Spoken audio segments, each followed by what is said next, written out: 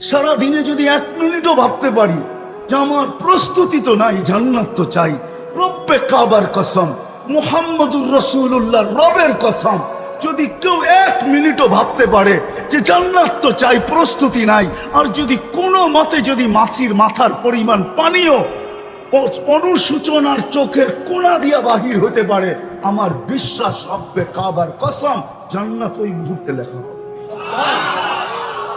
আর 5 ওয়াক্ত নামাজ তো হয়েই গেল।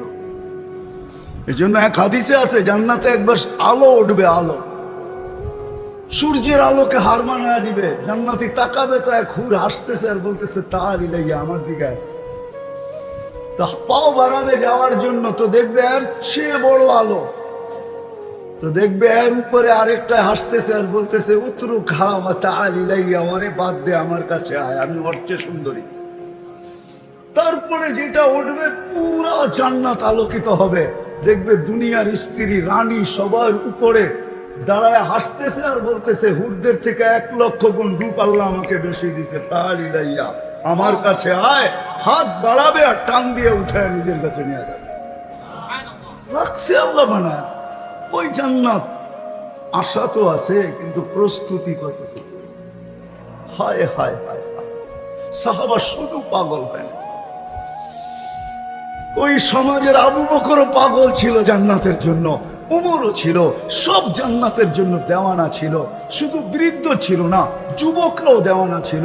যুবক ছিল না, শুধু পুরুষ ছিল না, নারীও দেওয়ানা ছিল, বাচ্চাও দেওয়ানা ছিল। নাইলে 2 পারের উপরে বর করে দাঁড়াবে তো দাঁড়াবে কেন? ওর দিলের ভিতরে কিচ্ছু ছিল না, ওর দিলের ভিতরে ছিল জান্নাতের শখ। ছোট বাচ্চা পায়ের উপরে বড় করে বড় হয়ে আল্লাহ রসুলের চোখে ফাঁকি দিতে চাইতেছে। আল্লাহ রসুল বলছে আমার চোখে ফাঁকি দেওয়া সম্ভব না, আমি তো সামনে যেরকম দেখি পিছু এরকম দেখি, ডাইনে যেরকম দেখি বামে ওরকম দেখি। ওলামাদেরকে জিজ্ঞেস করেন আল্লাহ রসুল এরকমই দেখতেন, আমার চোখে ফাঁকি দিবে কিভাবে? তো বলছে ইয়া রসুল আল্লাহ, এই পর্বে তো টিকলাম না, যুক্তি আরেকটাও আছে। বলছে সেটা কি? আমার বড় বাচ্চা আমি শক্তিশালী বেশি, ওকে যখন গ্রহণ করছেন আমাকে কেন গ্রহণ করবেন না? জান্নাতের শখ তো আমার দিলের ভিতরেও আছে।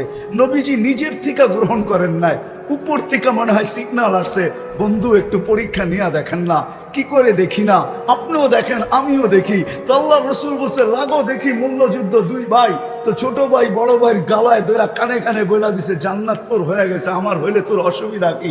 1 মার জায়গার থেকেই তো আমরা দুধ পান করছি, গাদ্দারি আজকে আমার সাথে করিস না, আমি দৌড়বো তুই পড়া যাবি।